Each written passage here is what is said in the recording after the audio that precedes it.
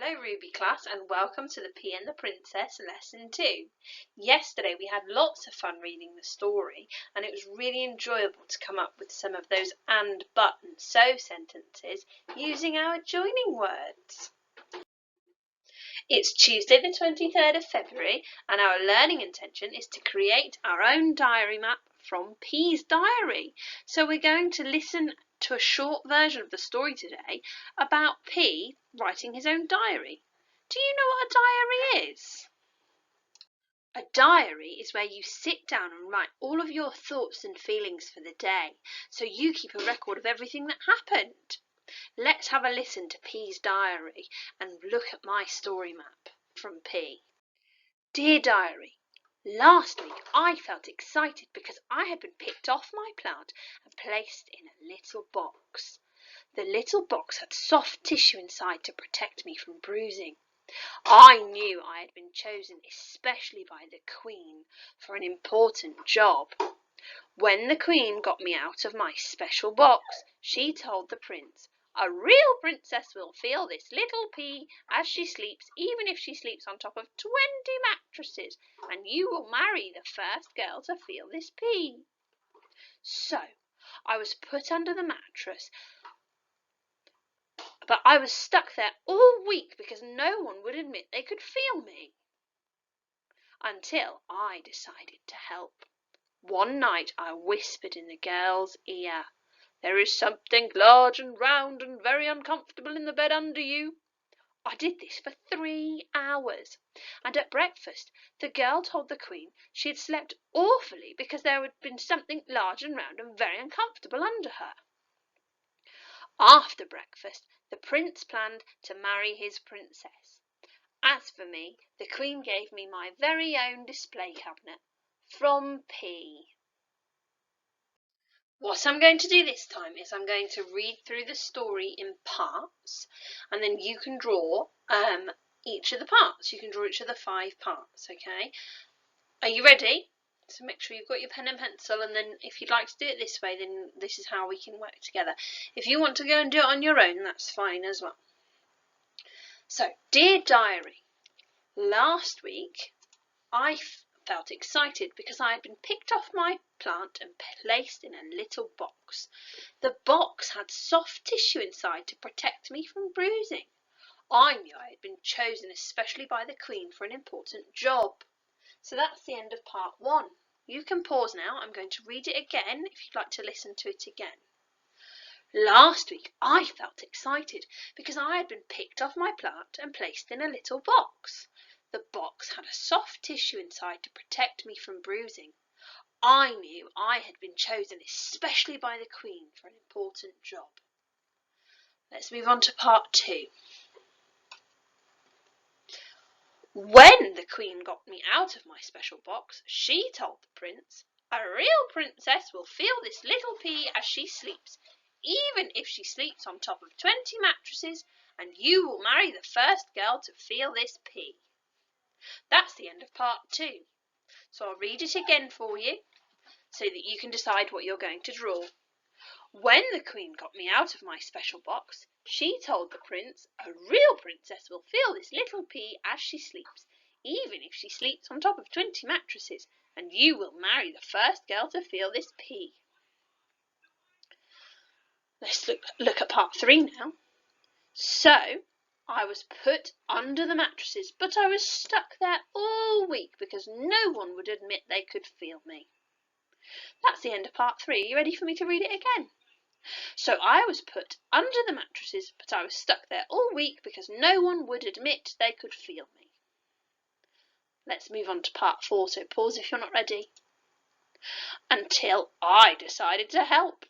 One night I whispered in the girl's ear, "There is something large and round and very uncomfortable in the bed under you." I did this for 3 hours. And at breakfast, that was the end of part 4. That's the end of part 4, so let me read it again. Until I decided to help. One night I whispered in the girl's ear, "There is something large and round and very uncomfortable in the bed under you." I did this for 3 hours. At breakfast, or after breakfast. So at breakfast, the girl told the Queen that she had slept awfully because there was something large and round and very uncomfortable under her. After breakfast, the Prince planned to marry his princess. As for me, the Queen gave me my own display cabinet. I'll read that again for you. At breakfast, the girl told the Queen she had slept awfully because there was something large and round and very uncomfortable in her bed. After breakfast, the Prince planned to marry his princess.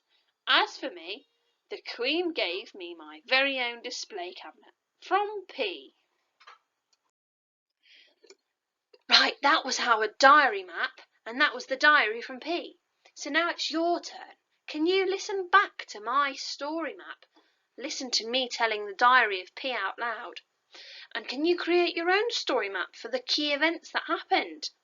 After that, you could try to act it all out. Could you show your grown-up what happens? Could you pretend to be P under the mattress, climbing all the way to the top of the tower of mattresses? See what you can come up with.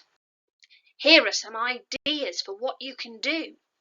You could draw pictures and then jumble them up and put them in order. Here they are in order, see? But I put them in a jumbled up order, so I'd have to rearrange them. You can get your grown-up to hide the pictures that you make, and you can hunt around the house for the pictures and then put them in order too. That's another idea of what you could do. I wonder if you have any more ideas of how you could present your learning today.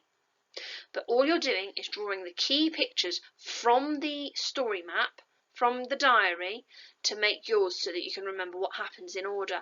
And you've got to pretend to be P and tell the story back, okay? You've got to pretend to be him. Can you do that? I bet you can, and I bet you'll do a brilliant job. I can't wait to see your beautiful pictures that you draw. Maybe you'll put some key words on it like I did to help you remember. Well, I look forward to seeing all that hard work that you do. Enjoy creating your story map with a grown-up, and if you'd like to, you can go back and listen to the story from yesterday again and have a nice relax while you do, and that might help you remember what happens in the book. That's all from me for today, but as I said, you can go back and watch the lesson from yesterday, and I'll put the link to yesterday's story at the end of this video for you. So let's read the story of the P and the Princess. It's a lovely story, so I hope you're sat comfortably. Many years ago, I was born in the palace allotment, among rows of carrot and beetroot and cabbage. I nestled snugly in a velvety pod with my brothers and sisters. I felt a tingle. I knew that somehow I would be important. The time came for us to go to the palace kitchen. We were shelled, which is where they take the peas out of the pod, and put in a bowl. We were going to be part of a new recipe. Then suddenly, I was picked from the pile. I was put in a little box with a soft tissue to protect me from bruising, and I was taken by the Queen. Look at those funny recipes. Pea and raspberry jelly. Petit pois supreme à la mode. I wonder what that is, but raspberry and pea jelly. Ugh. At this point in my story, I'm going to have to give you some background information. Let's start with the Queen.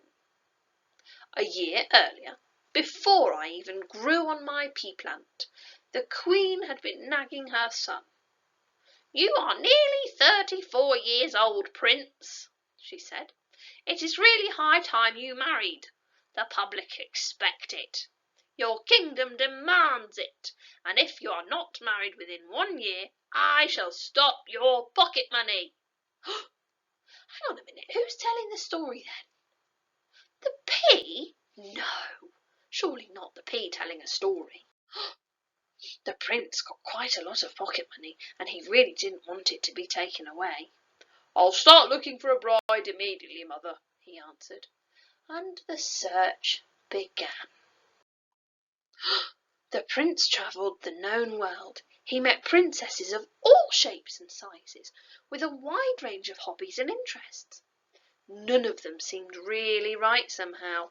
Let's look through these princesses. This one was too loud. This one was too quiet. This one was too funny. This one was too grumpy. Oh, this one was too sleepy. This one was too energetic. Blah, blah, blah, blah, blah. This one was too scruffy. And this one was too tidy. And this one was too pink. And this one was too scary. And this one had strange pets. She's got frogs on her shoulder. How funny. After a year's search, the prince returned home, feeling glum. Oh dear, what's glum? Look at him. He's not very happy, is he? So that's glum. Right, that's it, shouted the queen. She stormed off to the palace kitchen. She came back with me in my little box. Now, said the queen, listen carefully. This is something only queens know. A real princess will be able to feel this little bee as she sleeps, even if she's sleeping on top of 20 mattresses and feather beds. And you are going to marry the first girl who can feel this pea. How many mattresses? How many mattresses does she want them to lay on? Did you hear? 20. Goodness me. Months passed. I spent most nights in the darkness under a pile of 20 mattresses and feather beds and princess. Oh dear, it's not going very well, is it? Months. In the morning, each princess would be asked, "And how did you sleep, my dear?" by the queen. The princesses had been properly brought up, and they always answered very politely, "Like a log, ma'am, thank you," or "Like a baby, thank you, ma'am." And they all said, "What a comfortable bed!" They were, as I said, all very polite. The prince will never find... Oh, I'm using the wrong voice. The prince will never find a princess at this rate, I thought to myself. I must help somehow. One night a furious storm raged. Rain lashed the palace. Thunder claps shook the walls. Lightning flashed through the window panes. There was a little knock on the palace door. A small wet person stood on the doormat. Could this be a real princess? Gasped the queen. Before she could say a word, the small wet person was put to bed on top of 20 mattresses and feather beds, with me, of course, underneath. Who's underneath? The bee? I recognised the soft snoring. I must help, I thought. I tried jiggling, can you jiggle? I tried wriggling, can you wriggle? The snoring carried on quietly, can you snore? I must do something, I thought desperately. So he's tried jiggling and wiggling, and that's not woken her up. I inched my way to the edge. Can you do tiny little steps to the edge? And then I started to climb. Get your climbing shoes on. Slowly I struggled to the top of the towering pile. I softly rolled across the pillow. Give me your best roll. Right up to the girl's ear. There's something large and round and very uncomfortable in the bed under you, I whispered. And while she slept, I told her about the large, round, uncomfortable thing for 3 hours. So he kept whispering, there's something large and round and very uncomfortable in the bed under you. Can you whisper that? In the morning, the queen asked the girl how she'd slept. Oh, it was awful, she sighed. Something large and round and uncomfortable was bothering me all night.